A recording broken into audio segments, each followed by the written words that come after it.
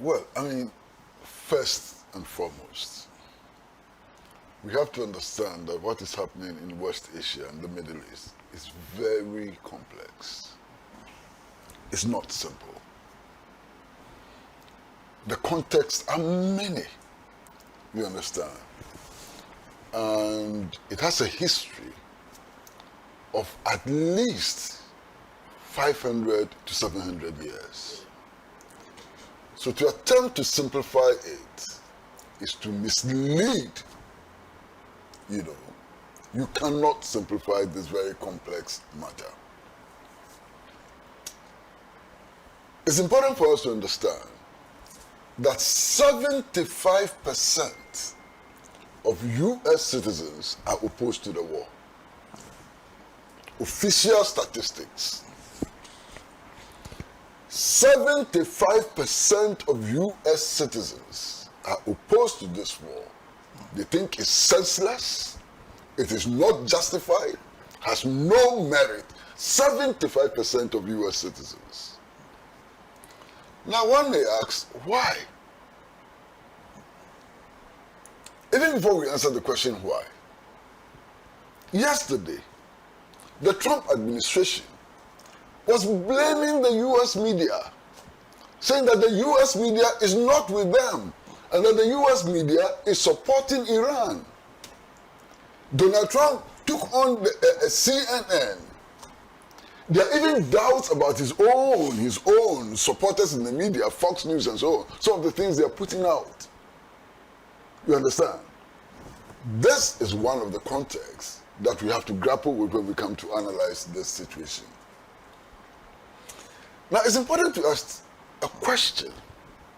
How come the US citizens are against this war? 75%, not 51%, 75%. How come? You see, everybody in the United States of America sees the US in decline. And the decline is obvious. On the streets of Philadelphia, you find hundreds of people, I'm not talking about tens, hundreds of people who are homeless, who are sleeping rough on the streets. They cannot feed themselves. You understand? They have no accommodation, they have no access to health care, they have no access to education. Washington, on the streets of Washington, there are thousands of homeless people. On the streets of New York, Los Angeles, in California, everywhere. The American people cannot afford bread. They are dying out of hunger, starvation. They have no access to social services. This is the great America. And I heard my friend and brother Ahin Abbas describe America in glowing terms. This is America. This is the true America. If you go to New York today, the subway system, which used to be the pride of New York, is in shambles.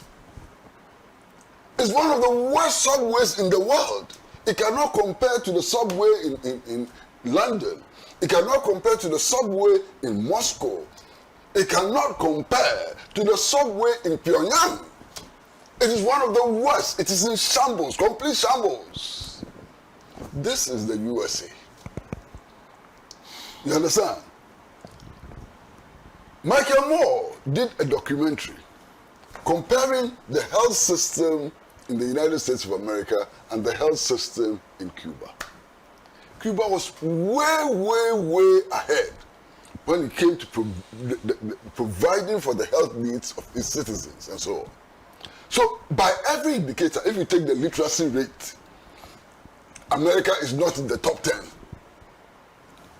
Whatever social indicator you take, America is declining. Today, if you look at the industrial sector, how much manufacturing takes place in the United States of America? How much manufacturing? China has completely overtaken the United States of America in manufacturing. In fact, most manufacturing is outsourced to China. That is why the American people are waking up. They are seeing that their empire has collapsed. Not that it's collapsing, has actually collapsed. How does America maintain its apparent dominance?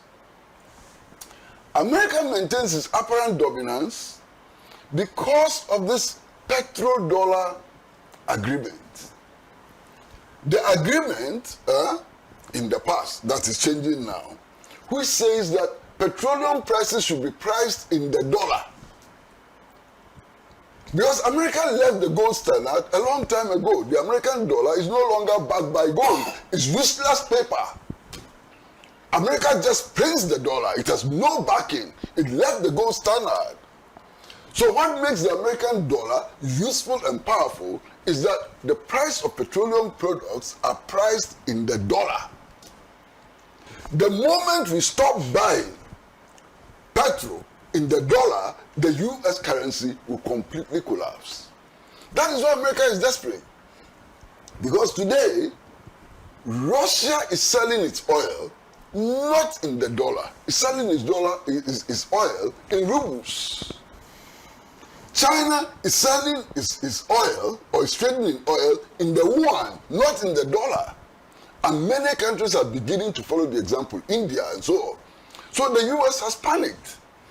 Now, through this system, which makes the dollar the currency of preference for international trade, what the US did or continues to do is that it exports its inflation. US has a huge deficit. How does it resolve it? It just prints more paper. Paper which is not backed by anything, just prints more. And because all of us have become dependent on the dollar, that way the US is able to export its inflation. The US burdens us. The inflation we suffer here, our balance of payments problems and so on, is partly the result of US dominance, which is nothing. US dominance is not based on production, it's not based on anything. It's just based on a world system which says that we should buy petroleum products in dollars. You understand? So the people of America, the ordinary citizens, the Chicanos, the Latinos, the African Americans and so on, want to see the rebirth of the country. They want to see a country which is back in production.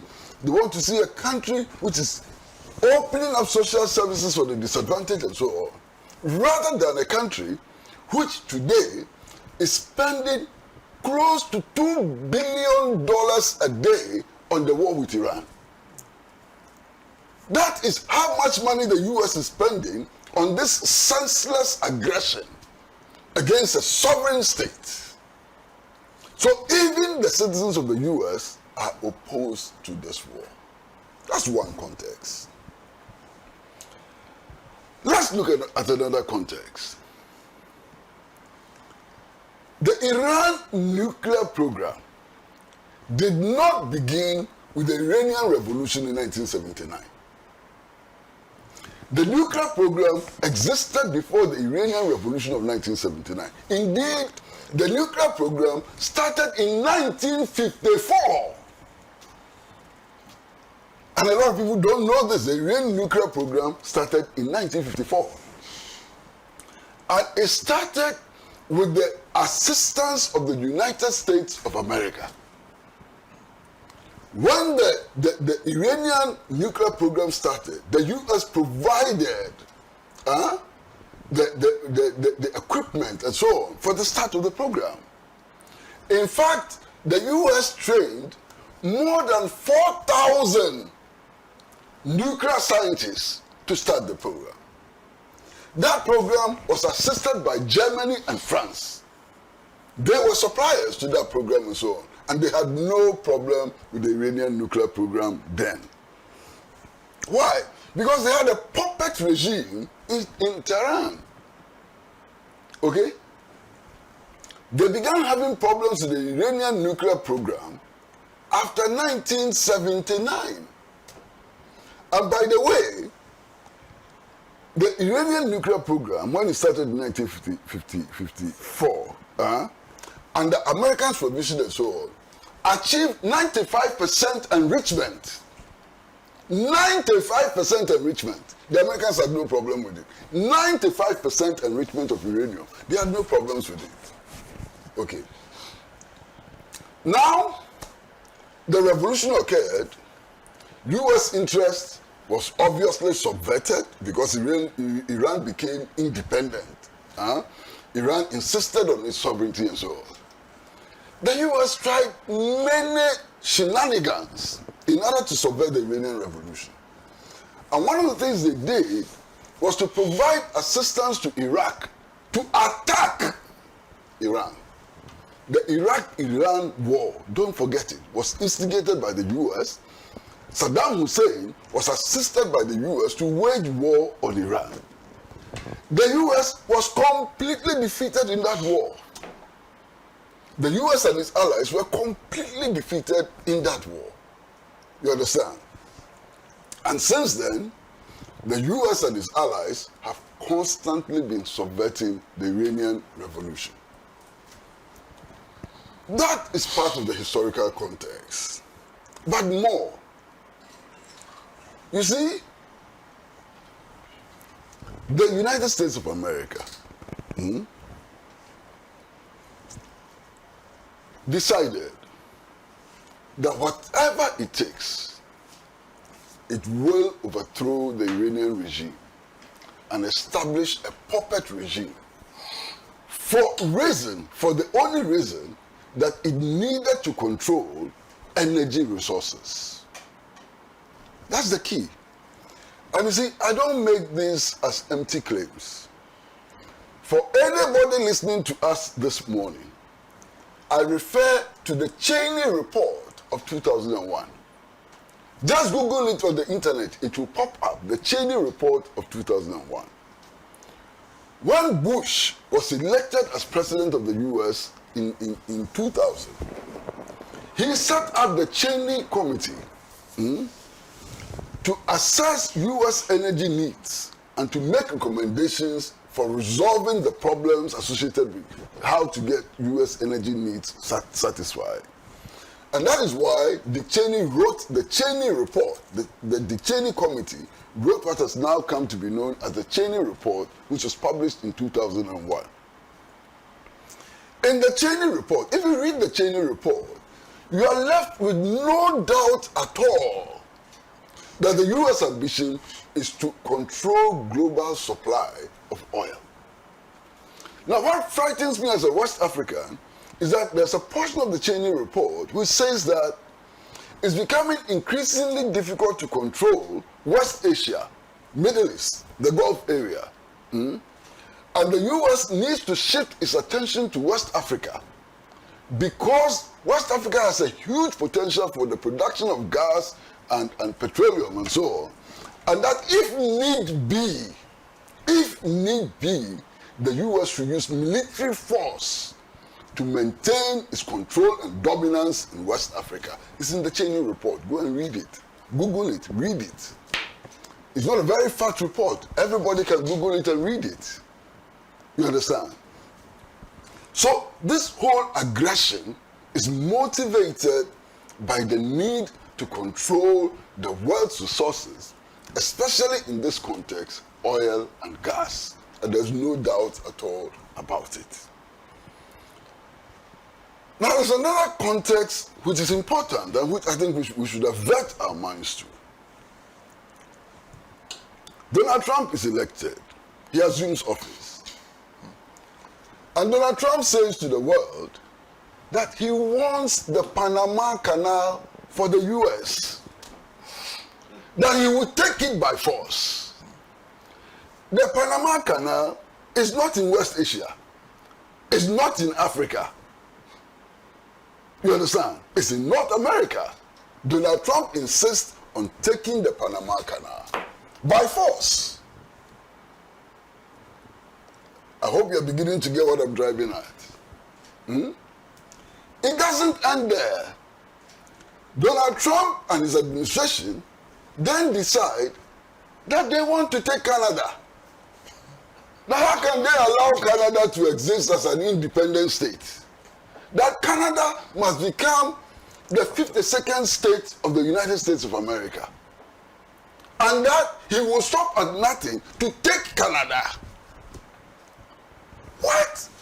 In 2026, this was in 2025, another country wants to annex another country completely. Unbelievable. But this is a context. Donald Trump does not stop there. He says Greenland. He wants it. It should belong to the United States of America. Look at where Greenland is and look at where the United States of America is. He wants Greenland. And he says, you will sell it to me. If you refuse to sell it to me, I will take it by force. This is the mental frame. This is the mental frame. It doesn't end there. Donald Trump looks at Cuba and he says, what Cuba? This beautiful island. The most qualified person to become the president of Cuba is Marco Rubio, his foreign minister. He says, Rubio will make a fine president for Cuba. Now, if you're listening to me, are you not getting worried at this stage? Don't you see that somebody is unhinged? It's obvious that somebody is unhinged. Okay? It doesn't end there. Donald Trump wants the far right in the UK to capture power. So he sends his envoys to the UK to campaign for Nigel Farage. Openly. It doesn't end there. Donald Trump wants Macron's government to fall in France. For Marine Le Pen, the far right, to take over. And he goes to France and is actively campaigning against Macron in France. It doesn't end there. He's doing the same thing in Germany. Now, if I lie, you tell me that I lie. All the things I've said. Because these are brazen, open, and so on. You understand? Now, there is genocide in Palestine. And I dare anybody to say that there has not been genocide or there's no genocide in Palestine. 75,000 people, human beings, have been killed in Palestine. 75,000. 2/3 of them, women and children. It is the Trump administration who supplies the weapons for Israel to commit that genocide. Donald Trump intervenes and says that there's a ceasefire. Now we need a board of peace. Who are the members of the board of peace? Donald Trump, who supplied the weapons which were used to commit the genocide, is chairman of the board. Unbelievable, but it is true. Netanyahu, the architect of the genocide, is a member of the board of peace in Gaza. There is not one single Palestinian on the board. Not one single Palestinian on the board. And we are sitting down and watching this. Unbelievable. You understand? That is one context. That's one context. Now, listen to me carefully. And Sana has said it, so my work is much easier.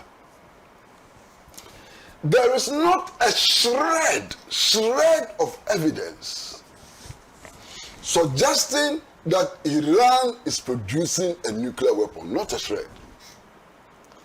Iran has been open to inspections for many years. Nobody has found any evidence that Iran is producing a nuclear weapon.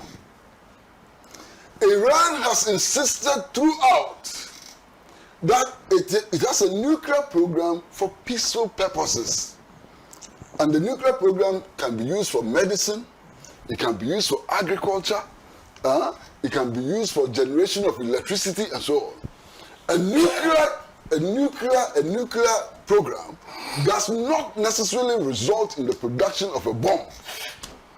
Because it has many peaceful uses. In fact, Ghana had a nuclear program. Why are we not being bombed? The Atomic Energy Commission at Kwabena had a nuclear program. In fact, the enemies of Ghana and Africa, who stayed the 1966 coup, dismantled the sophisticated reactor we had there and sent it to the United States and got an inferior one in its place.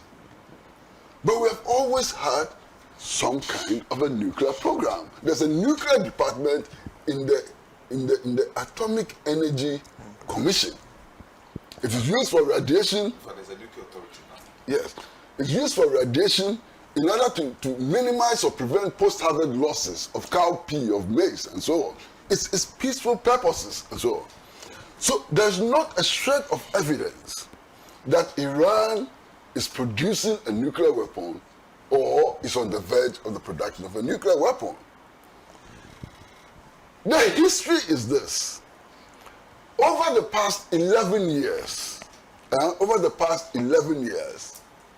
Israel has constantly alleged that Iran is on the verge of the production of a nuclear weapon.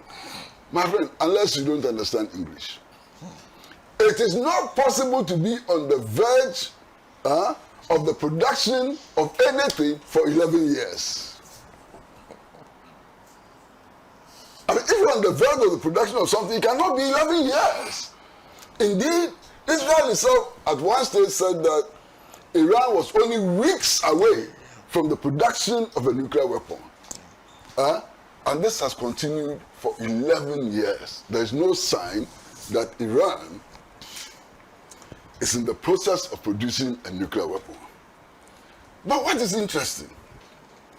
What is interesting is that Israel, which has been sounding the alarm, has not just developed a nuclear weapon, developed a nuclear weapon technology, it has stockpiles of nuclear weapons.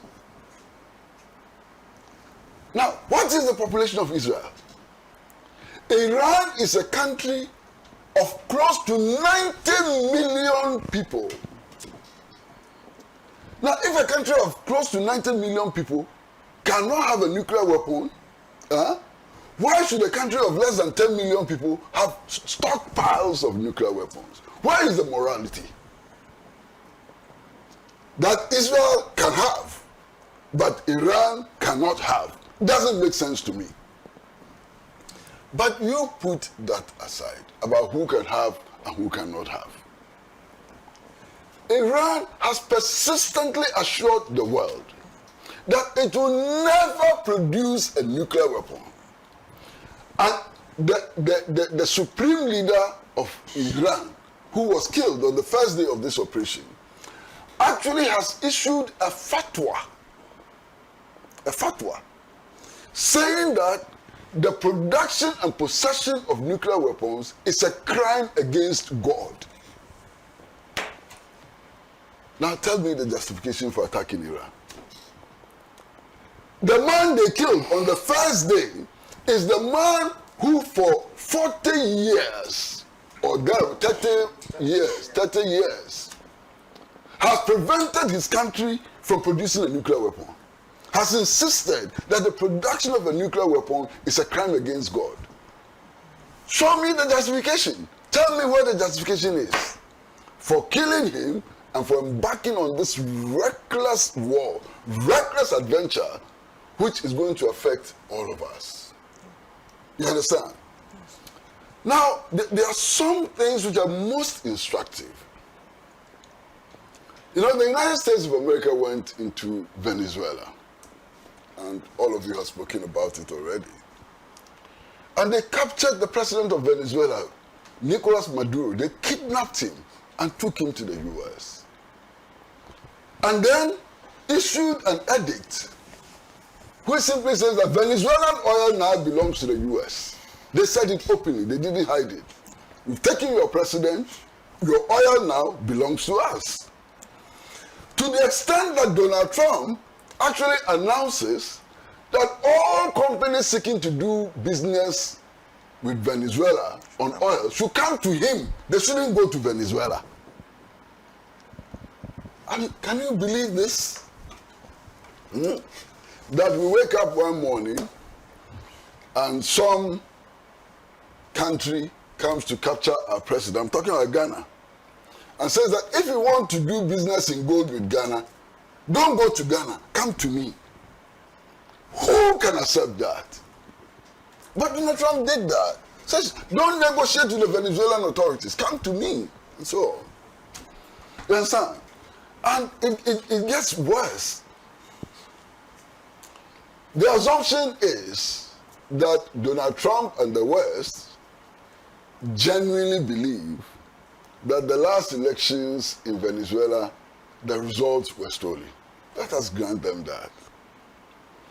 So, if they want to bring about regime change in Venezuela, I would hope and think that the objective would be to restore the choice of the Venezuelan people according to them. They removed Maduro and said, no, we don't want to deal with the opposition.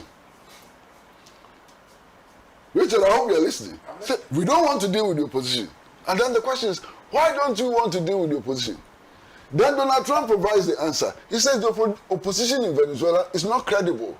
The people don't trust it. They don't respect the opposition. So if the opposition in Venezuela is not respected by the Venezuelan people, it's not credible in the eyes of the Venezuelan people, they don't trust it, how can you then claim that they won the election? How can you then make that claim? But that's the claim they have made, and so on. So they've launched this aggression, naked, blatant, foolish aggression against Iran.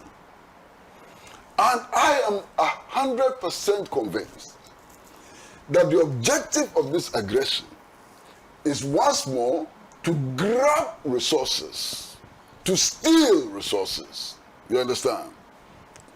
That's the objective. They've launched this.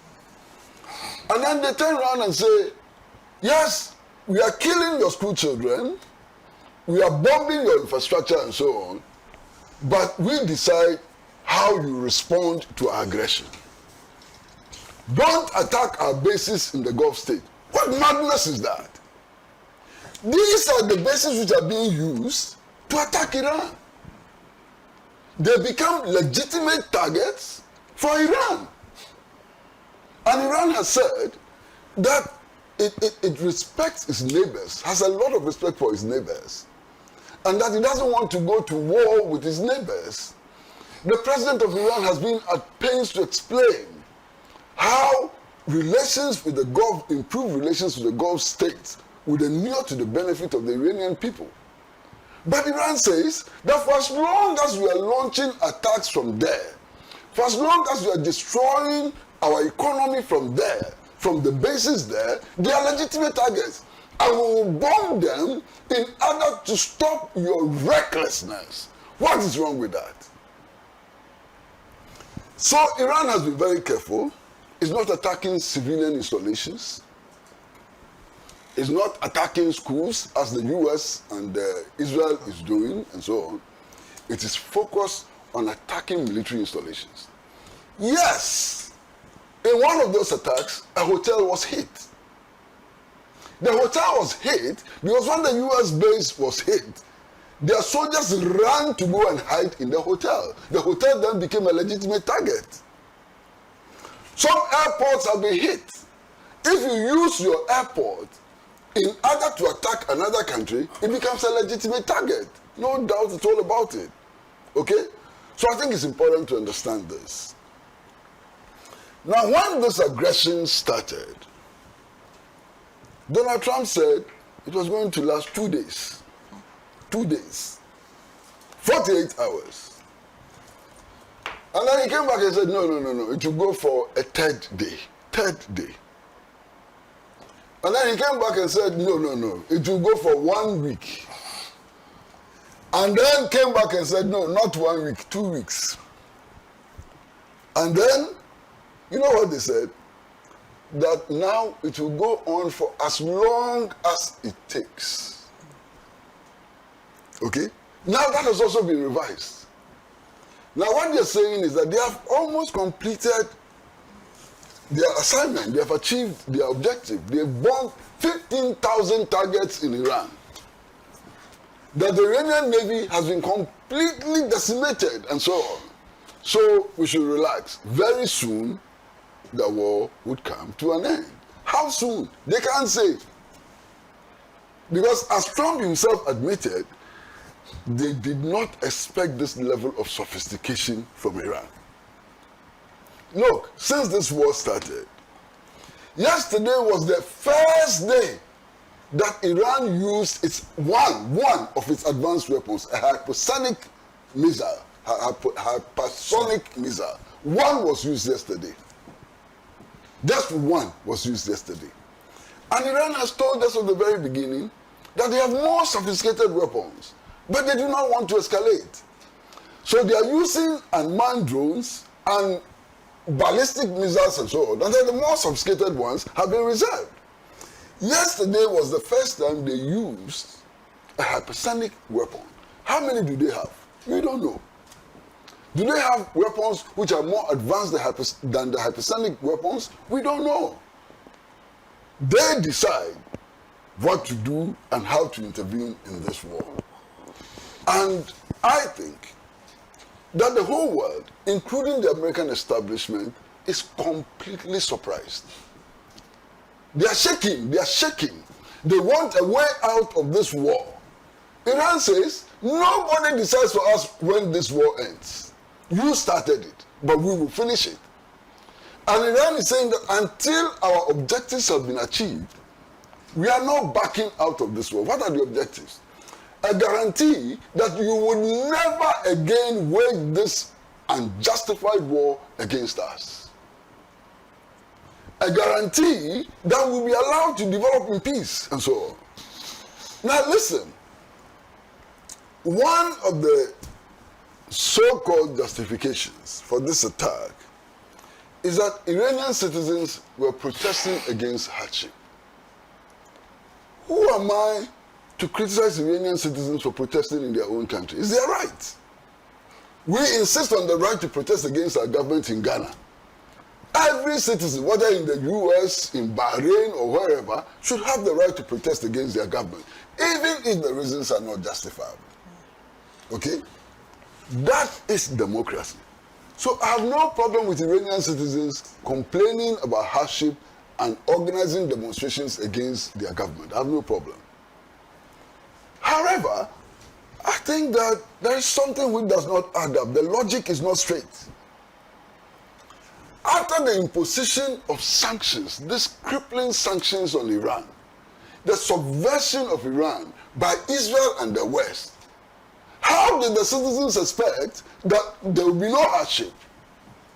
And if there is hardship, do you blame your government or the governments which are imposing restrictions on your economy? The governments which are sabotaging your economy by imposing sanctions and so on. Who do you blame? But I don't think for the Iranian citizens. They think for themselves.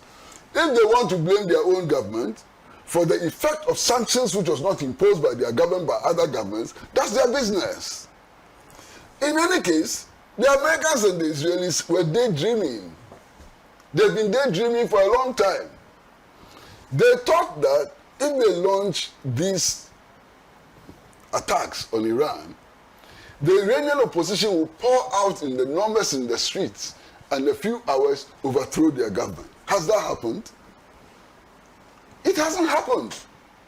Indeed, what is happening is that supporters of their government are pouring out in their millions, even in the face of the bombs, on the streets. Yesterday, you should have seen the streets of Tehran. Hundreds of thousands of people coming out to support their government. You should have seen the streets of Isfahan, and so on.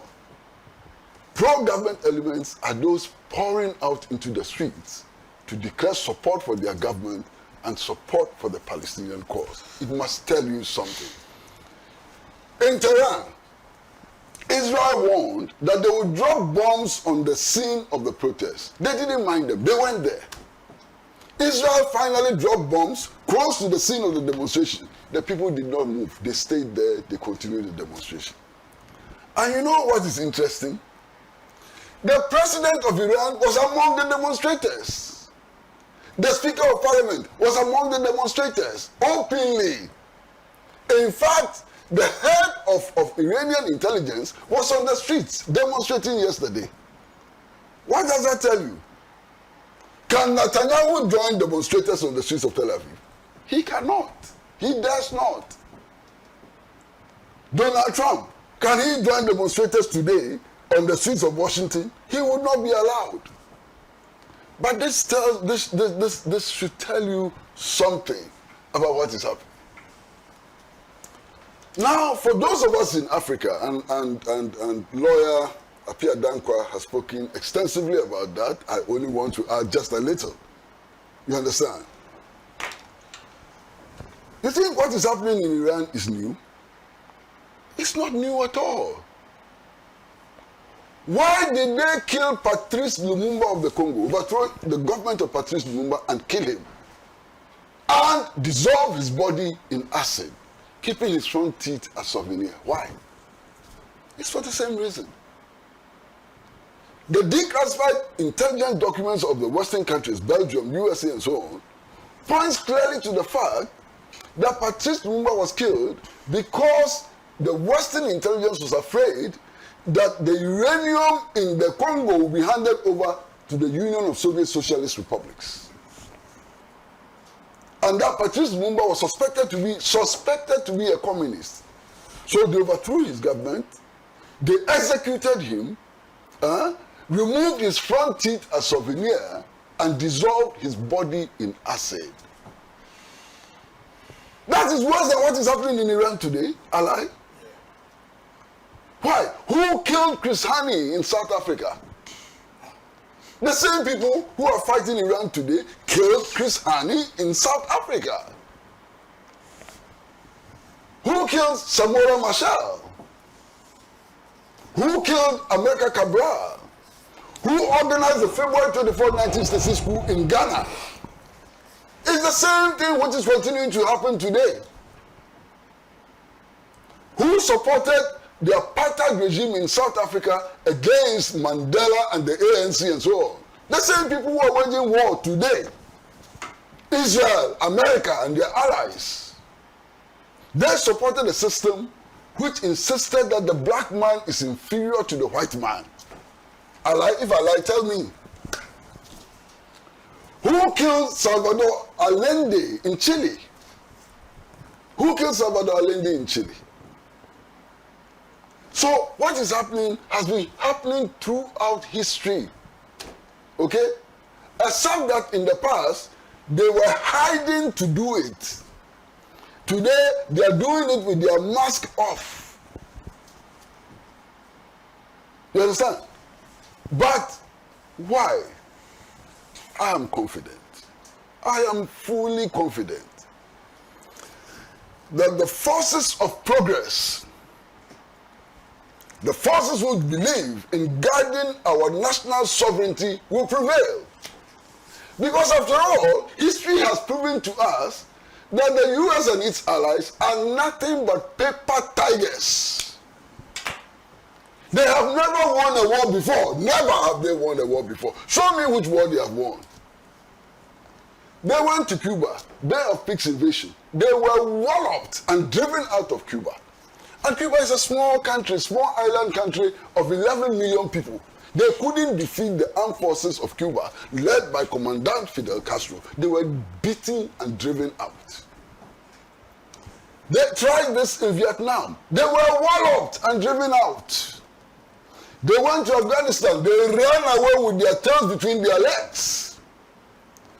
They went to Iraq, alleging that Iraq had weapons of mass destruction. You all remember, they went to Iraq, that Iraq had weapons of mass destruction. They killed 2 million people. 2 million people were killed in Iraq. At the end of it all, they turned to us and said, oh, we are sorry, we didn't find any weapons of mass destruction. After killing 2 million people, they ran out of Iraq because they were beaten. They ran out. Even Afghanistan, which is considered as an underdeveloped nation, they couldn't win the war there. Are we to talk about Vietnam? What they suffered in Vietnam? They were defeated in Vietnam. So these are paper tigers. We are not afraid of them. Nobody is afraid of them. They may kill us as individuals one by one, as they kill Patrice Lumumba and so on. But you see, the only people who get defeated are those who surrender. If you don't surrender, if you don't retreat, you would never be defeated. And I'm 100% sure that the forces of Pan-Africanism and socialism, the forces of true national independence around the world, it doesn't matter whether they are in Latin America, whether they are in Asia, or whether they are in North America or Africa, they will never surrender. Look, after they overthrew Kwame Nkrumah, they burnt his books. It became a criminal offense to hold, print, or distribute Nkrumah's photographs. We didn't surrender. And that is why today, where we are sitting, Nkrumah's photograph is behind us. After the 1966 coup, perhaps all of us would have ended up in jail for sitting in front of Nkrumah's photograph. But we didn't surrender. So we continue to make gains. Today, Nkrumah's books are all over the place. We have defeated them. You understand? Today, the son of a minister of the Nkrumah government is the president of Ghana. It would not have been allowed after the 1966 coup. They banned all political parties which looked like Nkrumah's party, including the People's Popular Front. You understand? The People's Popular Front, led by Johnny Hansen and Lutrod, was banned. Today, we are back. Today, I can sit here with Nkrumah by my side here. I can read Nkrumah's books and so on. We have defeated them, and we will defeat them. We will continue to defeat them. Nothing will stop us from victory. They should not deceive themselves at all. And I stand in full solidarity, full, not half, full solidarity with the people of Iran. I stand in full solidarity with the people of Palestine. I stand in full solidarity with the people of Venezuela. This attempt to bully for some countries to dictate the path of development of other countries must come to an end. And it will come to an end. We will build that Ghana that Nkrumah dreamt of. We will build that Africa that Nkrumah dreamt of. We will build a new world in which citizens are equal, irrespective of the color of their skin. We must build that new world in which no child will go to bed on an empty stomach. We have a responsibility to build that world. And the Donald Trumps and Netanyahus cannot stop us from realizing that dream. They can kill me today, it won't stop it. They can kill as many as they want. As they killed Chris Hani, as they killed Patrice Lumumba, the struggle continues unabated until final victory.